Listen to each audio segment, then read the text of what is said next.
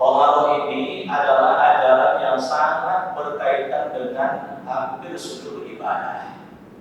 Ketika kita bicara tentang sholat, maka sholat tidak akan diterima oleh Allah kalau tidak dalam keadaan suci. La tuqbalu sholatu ahadikum idza ahdatsa hatta yatawadda. Tidak diterima sholat seseorang di antara kamu sebelum kamu berwudu terlebih dahulu. Ketika kamu berhadas tentu diperintahkan berwudu. Ketika kita bicara tentang ibadah zakat, zakat itu sendiri dia tidak dipandang sebagai ibadah zakat kalau harta kita itu bukanlah harta yang kita peroleh dengan cara yang suci. Maka ketika kita memperoleh harta dengan cara yang halal, maka kita keluarkan bagian di antaranya ada 2,5%, ada yang 5% bagi pertanian, juga 10% bagi pertanian, ada yang 20% yaitu barang temuan, zakat barang temuan. Semuanya itu tujuannya adalah untuk mensucikan diri dan mensucikan harta. Allah menegaskan di dalam Quran surat At-Taubah ayat 103, "Khudz min amwalihim shadaqatan tutahhiruhum wa tuzakkihim biha." Wahai amil, ambillah sebagian harta dari orang kaya tersebut sebagai sedekah wajib, yaitu zakat. Fungsinya adalah untuk mensucikan diri dan mensucikan harta. Mensucikan diri dari apa? Tentu dari sifat-sifat tercela. Di antaranya adalah pelit. Karena sungguh kalau seorang sudah pelit akan celakalah orang tersebut. Dalam hadis dikatakan Rasul, "Salah muhlikat." Ada 3 hal yang akan mencelakakan manusia. Pertama adalah syuhum muta', pelit yang ditaati. Yang kedua adalah hawa muttaba'un, hawa nafsu yang diperturutkan. Yang ketiga adalah i'jabul mar'i bi nafsi, takjub pada diri sendiri. Maka oleh sebab itu dengan zakat akan mensucikan diri sekaligus mensucikan harta. Apa maksudnya, Pak? Kita ini ketika mendapatkan rezeki tidak ada yang jeripaya kita sendiri. Semakin banyak rezeki yang kita peroleh, semakin banyak orang terlibat dengan datangnya rezeki kita tersebut. Itu sebabnya kemudian Allah mengingatkan di dalam ayat, "Wa fi amwalihim haqqul lis-sa'ili wal mahrum." Di dalam harta mereka itu ada hak dari orang miskin yang meminta-minta ataupun tidak meminta-minta. Bapak Ibu misalnya punya penghasilan dalam 1 tahun 100 juta misalnya, itu zakatnya 2,5 juta. Milik kita 97.500.000. Yang 2.500.000 jangan dimakan. Itu milik orang yang Allah titipkan dalam rezeki kita. Maka ketika kita keluarkan 2,5 juta, berarti kita telah membersihkan harta kita dari percampur bauran antara milik kita dengan milik orang lain yang Allah titipkan dalam rezeki kita. Percampur bauran antara milik kita dengan milik mustahik zakat. Maka dalam urusan zakat pun tidak bisa dilepaskan dari persoalan taharah. Begitu juga ibadah puasa. Ibadah puasa dalam rangka juga mensucikan diri. Maka Bapak sekalian, dengan berpuasa kita sesungguhnya sedang mensucikan diri kita dari sifat-sifat tercela. Mungkin emosi, mungkin pemarah, tidak sabar dalam kehidupan keseharian kita.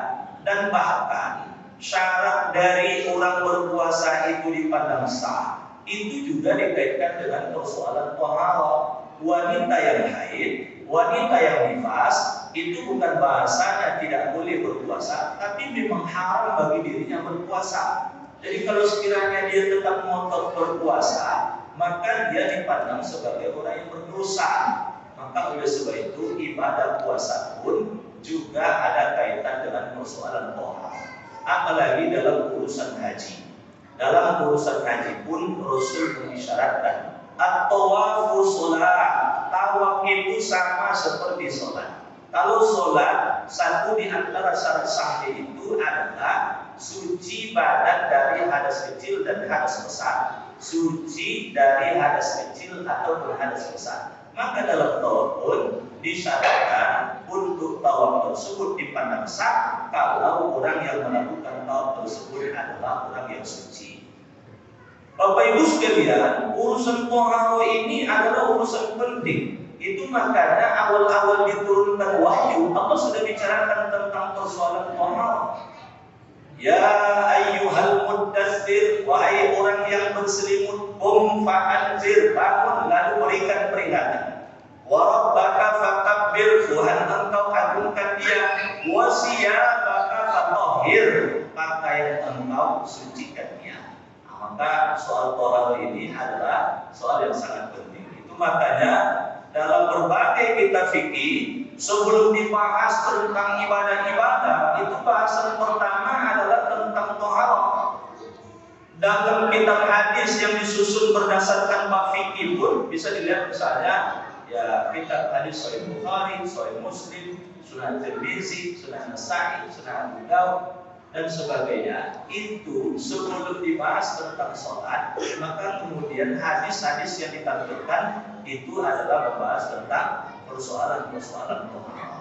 Maka oleh sebab itu persoalan toharo ini harus betul-betul dipahami oleh kita dengan baik. Sayangnya ketika bicara tentang toharo, selama ini mungkin fokus kita hanya tertuju kepada toharatul jasadiyah, mensucikan jasad atau jasmani. Padahal ketika kita bicara tentang persoalan toharo atau bersuci, setidaknya ada 4 toharo yang harus kita perhatikan. Pertama adalah toharatul jasadiyah, mensucikan jasad kita. Dari apa? Dari najis. Najis itu ada najis ringan, ada najis berat, ada najis pertengahan. Najis ringan karena memang cara mensucikannya ringan. Mana contohnya? Dicontohkan langsung oleh Rasul. Air kencing bayi laki-laki yang belum makan apapun kecuali air susu ibunya, maka cukup disiramkan atau dipercikkan air ke tempat yang terkena air kencing bayi laki-laki yang belum makan apapun kecuali air susu ibunya tersebut, itu sudah dikatakan suci. Kenapa begitu? Boleh juga diteliti. Air kencing bayi laki-laki tersebut kalau belum makan apapun kecuali air susu ibunya, itu air kencing itu bahkan hampir mirip seperti air biasa. Warnanya dia tidak berwarna, baunya dia tidak punya bau. Kalaupun punya bau itu kan karena pakaian yang sudah kena tadi ditumpuk-tumpuk baru dia bau. Ketika dia keluar kan tidak bau dia. Lalu kalau sudah warnanya tidak ada, baunya tidak ada, maka yang ketiga rasanya pun mungkin tidak jauh berbeda dengan air biasa. Saya tidak menganjurkan Bapak Ibu nanti sampai di rumah waktu makan dicoba nanti rasanya apa berbeda atau tidak gitu. Tidak mesti begitu. Karena sifat yang lain tidak berbeda dengan air biasa. Itu makanya cara mensucikannya pun tidak berat. Lalu kemudian najis mughalladh, najis berat karena memang cara mensucikannya berat. Idza ulimal kalbu ina wa halikum falyasil sab'a marrat ulahunna biturab, kata Rasul. Apabila bejana kamu dijilati oleh anjing, maka basuhlah dia sebanyak 7 kali. Satu di antara 7 kali itu biturab. At-turab itu bahasa sederhananya adalah bagian permukaan paling luar dari tanah. Mungkin dia pasir, mungkin dia debu, mungkin di satu tempat ada pasir dan ada debu, maka kemudian tanah yang bagian di luar tersebut. Tidak bisa diterjemahkan dengan yang lain. Ustaz, zaman kan sudah modern, ganti dengan deterjen saja. Boleh jadi logika kita begitu, tapi mungkin banyak rahasia yang belum kita ketahui. Contoh begini, satu ketika ada orang tua berpesan pada anaknya, anakku, kalau ayah nanti wafat, rezeki engkau lapang, silakan engkau renovasi rumah ini. Tapi pohon di depan rumah itu jangan tebang. Itu wasiat orang tuanya. Tak lama setelah itu meninggal ayahnya. Lalu dalam waktu yang tak lama rezeki anak ini memang lapang, kaya dia ingin renovasi rumah, direnovasi rumah tersebut. Setelah cantik rumah tadi, keindahan dan kecantikan rumah tadi terganggu oleh pohon yang begitu besar di depan rumahnya. Wasiat ayahnya jangan tebang pohon tersebut. Anak ini mulai berpikir, apa rahasia kenapa ayah saya melarang saya menebangi pohon tersebut?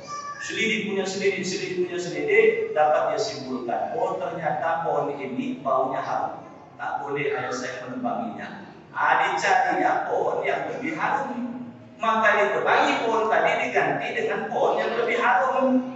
Tapi apa yang terjadi? Tak lama setelah itu masuklah ular besar. Inilah yang belum terpikirkan oleh akalnya ketika itu. Jadi ketika kita katakan zaman kan sudah modern, kenapa harus pakai tanah juga lagi? Pakai deterjen kan bisa, pakai sabun kan bisa. Banyak mungkin yang belum tercerna oleh akal kita, yang boleh jadi mungkin rahasianya Allah yang tahu. Maka kata Allah di Quran, bagian permukaan luar tanah, nah kita pakai seperti itu. Karena cara mensucikannya berat, maka oleh sebab itu disebut najis mughaladzah. Yang ketiga, najis mutawassithah. Dia tidak ringan, tidak pula berat, pertengahan. Inilah yang kemudian najis itu banyak ditemukan dalam seharian. Zatnya ada, dia berupa kotoran.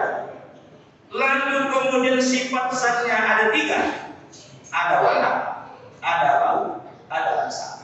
Maka cara mensucikan najis seperti ini adalah menghilangkan tempat ini. Zatnya dihilangkan, warnanya dihilangkan, baunya dihilangkan, rasanya dihilangkan. Itu sebabnya ketika kita beristinja, pastikan zat najisnya tidak ada, warnanya tidak ada, baunya tidak ada, rasanya pun tidak ada. Nah, maka kalau sudah seperti itu berarti sudah berangkat najis. Nah, sekarang persoalan Bapak sekalian, ada yang dia zatnya bukan najis, tapi sifat najisnya mungkin ada. Ada yang perlu kemudian hati-hati kita dan kemudian kita elakkan. Contohnya, maaf, Bapak pakai peci, tapi pecinya sudah setahun tak pernah diganti-ganti.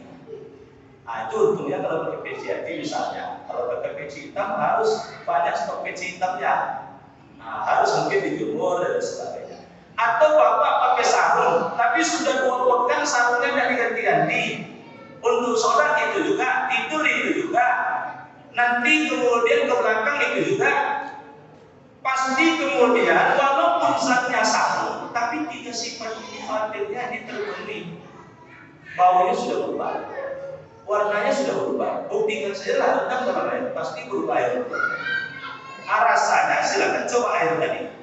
Nah, kalau nak buktikan berubah ada rasa air tadi. Maka oleh sebab itu diajarkan dalam ajaran agama kita agar kemudian membersihkan diri dari najis. Lalu kemudian mensucikan diri dari hadas. Hadas itu dia tidak berbentuk, dia sifat. Maka dia disebut juga dengan najis hukmi. Najis hukmi. Maka misalnya ketika kita memahami orang kafir, orang tidak beragama Islam itu dipandang najis. Bukan kemudian badannya ini najis, tapi najis di situ adalah najis hukmi. Itu sebabnya dia tidak boleh masuk dalam masjid. Kita saja berhadas besar tidak boleh masuk masjid, karena kita berhadas besar. Berhadas besar itu disebut dengan istilah lain, kita sedang bernajis hukmi. Orang yang tidak beragama Islam itu disebut orang yang bernajis. Najisnya apa? Bukan badannya kotor, tidak. Dia dipandang adalah bernajis hukmi, makanya dia tidak boleh masuk ke dalam masjid. Nah, oleh sebab itu mensucikannya ini, kalau hadasnya itu hadas ringan, maka itulah caranya berwudu. Kita selesai buang air kecil atau buang air besar yang kita keluarkan najis, kita sudah beristinja, kita sudah suci dari najis, sudah suci dari najis, tapi kita belum suci dari hadas. Maka setelah itu kita pun kemudian berwudu. Nah, lalu hadas besar, cara penyelesaiannya tentu dengan mandi wajib. Selesai hubungan suami istri, maka tanda dia suci adalah mandi wajib. Istri kita tanda dia suci dari hadas, tanda suci dari haid adalah dengan mandi wajib. Mohon maaf, dia harus disampaikan. Sekali lagi tadi disebutkan sucinya ditandai dengan mandi wajib. Jadi kalau sekiranya telah habis darah haid istri kita, kalau dia belum mandi wajib, dia belum suci. Jangan coba-coba dekati, dia belum suci. Suruh dulu dia mandi wajib, baru kemudian boleh didekati. Jangan pula karena malas nanti tanggung banget. Sekaligus saja mandi wajib dan nanti. Akhirnya dosa yang kita lakukan. Jangan-jangan selama ini telah banyak kita melakukan dosa. Gara-gara tergiur oleh istri dengan malas dia mandi 2 kali, akhirnya sekaligus saja mandinya bang, dan sudah tidak ada haidnya lagi. Nah, maka oleh sebab itu sucinya seorang yang haid, sucinya seorang yang nifas bukan sekedar telah habisnya darah haid dan nifasnya tersebut, tapi ditandai dengan mandi wajib, baru kemudian dia dipandang sebagai orang yang suci. Lalu kemudian yang kedua, waktu kita terbatas, saya hanya sekedar sebutkan saja ini, tidak saya rincikan, yaitu toharo, mensucikan diri, mensucikan hati kita. Toharatul qalbi, mensucikan hati. Lalu yang ketiga adalah toharatul a'mal, mensucikan amal perbuatan kita dari nilai-nilai syirik, dari nilai-nilai riya. Lalu kemudian yang keempat adalah toharatul nafsi, yaitu mensucikan nafsu kita, mensucikan nafsu kita. Wa nafsi wa ma sawwaha fa alhamaha fujuraha wa taqwaha qad aflaha man zakkaha wa qad khaba man dassaha. Demi nafsu serta kesempurnaan kejadiannya, maka ilham pada nafsu tersebut ada dorongan berbuat dosa, ada dorongan berbuat takwa. Sungguh beruntunglah orang yang mensucikan nafsunya dan merugilah orang yang mengotori nafsunya. Jadi nafsu kita itu kalau ada ajakan untuk yang jelek, untuk yang buruk, singkirkan dia langsung, lupakan dia. Tapi kalau ada dorongan untuk kebaikan, jangan dilupakan, tapi harus disegerakan dia. Kalau orang seperti ini berarti dia telah berupaya untuk mensucikan nafsunya. Inilah kajian kita siang ini. Mudah-mudahan apa yang saya sampaikan ini menjadi iktibar dan pelajaran bagi diri saya dan kita semua untuk senantiasa memperhatikan tentang persoalan tauhid. Subhanallah wa bihamdika, asyhadu an la ilaha illa anta, astaghfiruka wa atubu ilaik. Assalamualaikum warahmatullahi wabarakatuh.